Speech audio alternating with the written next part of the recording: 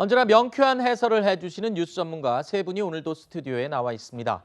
김효운 전 더불어민주당 상근 부대변인, 윤희석 전 국민의힘 대변인, 그리고 하종대 보도본부 선임 기자 세 분입니다. 안녕하십니까? 어서 오십시오. 안녕하세요. 문재인 대통령이 처음으로 이 대장동 개발 특혜 의혹을 직접 언급했습니다. 그러면서 이 해당 내용에 대해 철저한 수사와 진실 규명을 하라고 지시했습니다. 청와대 참모가 아닌 문재인 대통령이 직접 이 대장동 의혹에 대해서 공식적으로 입장을 낸 것은 이번이 처음인데요. 자, 어제 청와대 대변인의 발표 내용을 들어보시죠. 문재인 대통령은 대장동 사건에 대해 검찰과 경찰은 적극 협력하여 신속하고 철저한 수사로 실체적 진실을 조속히 규명하는 데 총력을 기울여 달라고 말했습니다. 자, 어제 문재인 대통령의 입장 발표를 두고도 이 정치권에서는 해석이 분분합니다. 하필 왜 이 시점에 또 왜 발표를 했는지 어떤 해석이 가능할까요?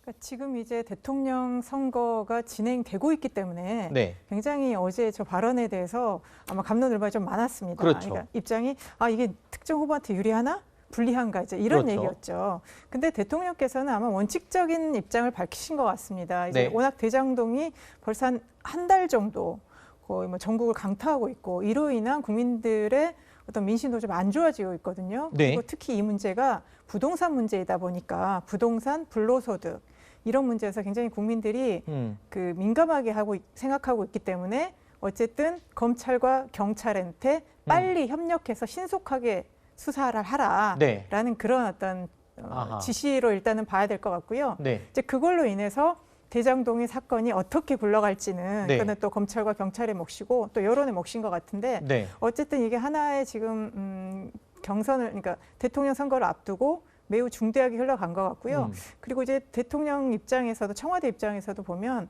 아직까지 뭔가 그 대통령께서 좀 주도권을 가지고 어떤 전국을 끌어가는 그런 느낌도 있는 것 같습니다. 네. 지금 말씀하셨듯이 이 한창 검찰, 경찰 수사가 진행 중인 사건인데 대통령이 이 시점에서 신속하고 철저한 수사를 지시한 겁니다. 자, 문재인 대통령의 대장동에 대한 철저한 수사와 지시 이 발언에 3시간이 지난 뒤에 어제 오후 5시쯤에 검찰이요.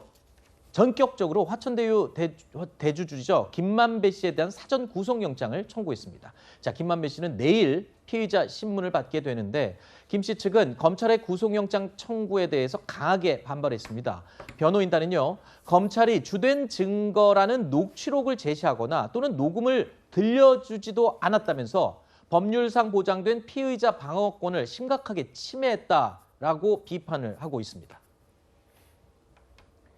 자, 검찰은 김만배 씨에 대해서 뇌물, 횡령, 그리고 배임 이 3가지 혐의를 적용했습니다. 김만배 씨는 대장동 개발 사업을 추진하는 과정에서 유동규 전 본부장과 공모해서 특혜를 받고 그 대가로 뇌물을 제공한 혐의를 받고 있습니다. 그리고 김만배 씨가 화천대유에서 빌린 473억 원 가운데 용처가 확인되지 않은 이 55억 원에 대해서는 횡령 혐의를 적용한 것으로 알려지고 있는데 아울러 검찰은요. 대장동 사업 과정에서 성남시에 막대한 손해를 끼쳤다는 이유로 특경법상 배임 혐의까지 적용이 됐습니다. 자, 검찰은 김만배 씨가 14시간 소환 조사를 마치고 귀가한 그 당일에 전격적으로 구속영장을 청구했습니다. 수사 속도에 한층 끌어올리는 그런 모양새인데 대통령의 철저한 수사 지시가 있고 불과 몇 시간이 지나지 않아서 영장 청구가 나왔거든요.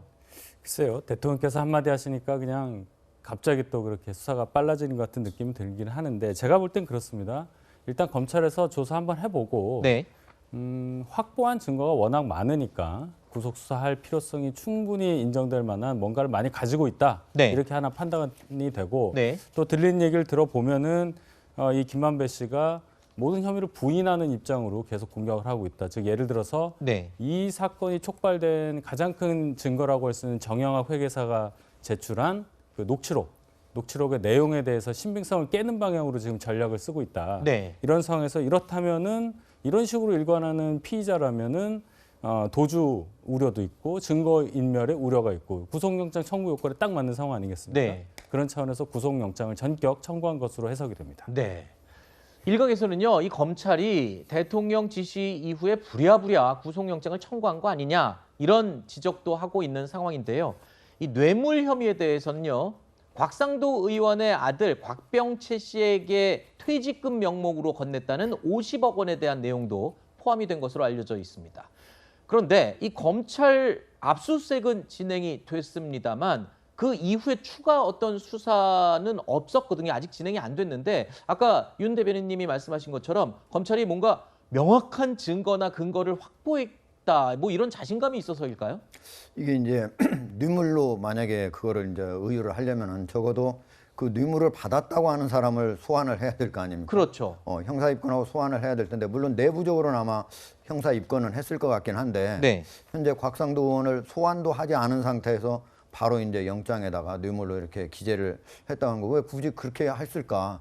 지금 김만배 씨를 1차 소환하고 귀가시키면서 검찰 그 이제 기자들 출입 기자들한테서는 한두 번은 더 소환 조사를 해가지고 과연 1차에서 그렇게 완전 전면 부인했는데 그런 것들을 다시 반박할 자료를 가지고 재추궁을 할 가능성이 있다 이렇게 봤는데 갑자기 영장을 청구를 했단 그랬죠. 말이에요. 그러니까 그게 청와대에서 신속한 수사를 주문한 직후에 나온 거여서 혹시 이게 이제 보면은 유동규 씨 같은 경우는 10월 3일 날 구속이 됐거든요. 근데 네. 검찰이 구속 수사를 하려면 첫 번째 열흘, 그 다음에 연장하면 다시 열흘 해서 20일입니다. 그러니까 10월 3일이면은 10월 20일 안에 기소를 해야 되는 거예요. 네. 그러니까 혹시 대부분의 수사를 10월 22일까지 마무리하려고 김만배 씨도 빨리 구속하고 한 거 아닌가. 네. 이런 의구심을 현재 감추지 않을 수가 없습니다. 수사를 빨리 마무리하려고 한다라는 것은 어떤 의미인 건가요? 그러니까 이게 예를 들면은 지금 조국 전 장관 수사 같은 경우에 한 3개월 걸리고 그다음에 네. 뭐